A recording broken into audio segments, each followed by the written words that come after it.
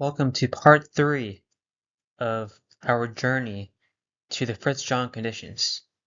In this video, I'll be deriving the first order condition of convexity for a one-dimensional function. So in the previous video, we derived something like this, in which the slope increases as x increases for a convex function in one-dimensional space. Well, one-dimensional inputs. So that'll be two-dimensional space in total.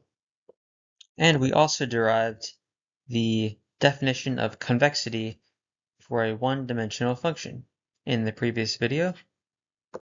So now let's derive the first order condition of convexity for a one-dimensional function. So in our definition for monotonicity of secant slopes, remember that A is less than B, which is less than C. So if we set A is equal to S, B is equal to S plus delta S, and C is equal to T, where delta S is of course greater than 0, then phi of t minus phi of s over t minus s is greater than or equal to phi of s plus delta s minus phi of s over delta s. So if we take the limits as s approaches 0 from the positive direction on both sides, now we're taking delta s approaches 0 from the positive direction because delta s is greater than 0. So it can't approach 0 from the negative direction because then it'll be less than 0. So yeah, so then since phi is differentiable, that means that the limits as delta h is that I said delta h. The limit as delta s approaches 0 from the positive direction is the same as the limit as delta s approaches 0 from the negative direction.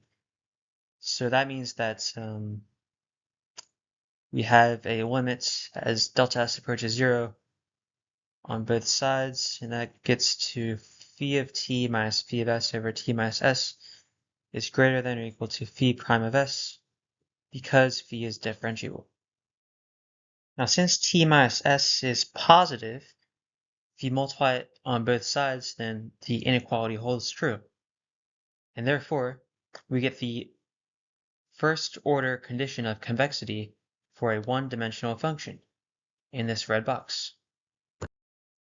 Now we may derive the first order condition of convexity for a multivariable function or n-dimensional function.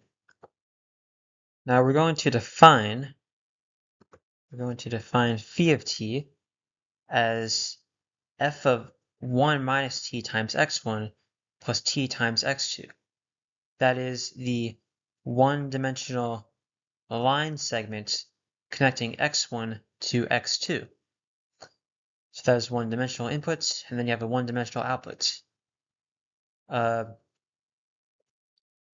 t is, of course, a member of the interval from 0 to 1 inclusive.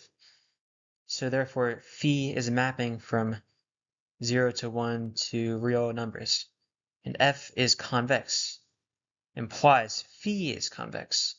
Because you can imagine if you have a paraboloid, which is a convex function, and you take a slice of that convex function, then you get a parabola.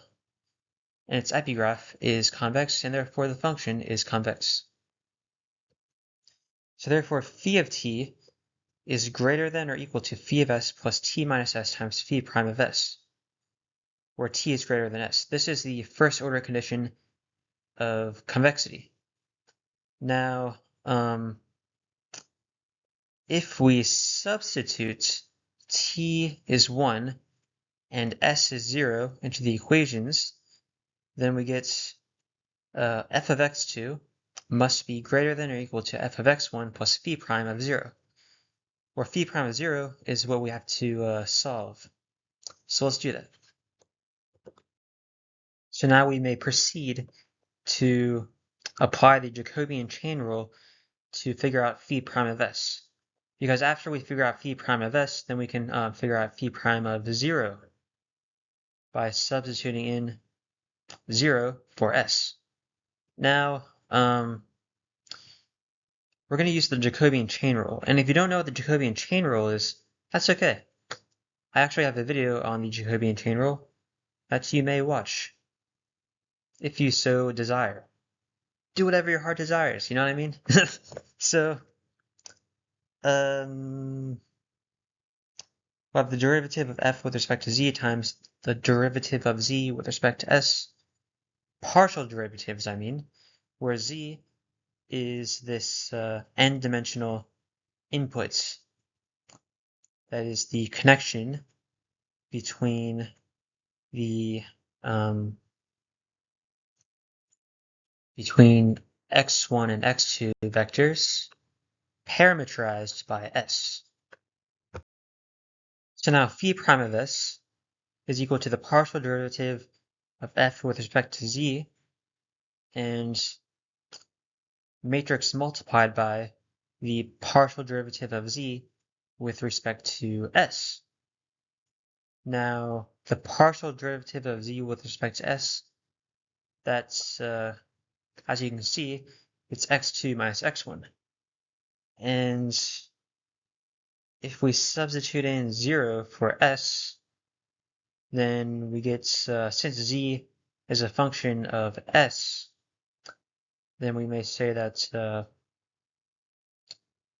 we may substitute in s for the partial derivative of f with respect to z. And if we do that, then we get a function of z evaluated at s is 0, which is actually a function of x1. So therefore, that's the same as the partial derivative of f with respect to x1. And the partial derivative of f with respect to x1 is actually the gradient of f of x1. And we're going to transpose it because we want to make it horizontal so that we can matrix multiply it with x2 minus x1. And therefore, if we substitute in phi prime of 0, if we substitute this into phi prime of 0, then we get our first order condition of convexity for a multivariable function in that red box.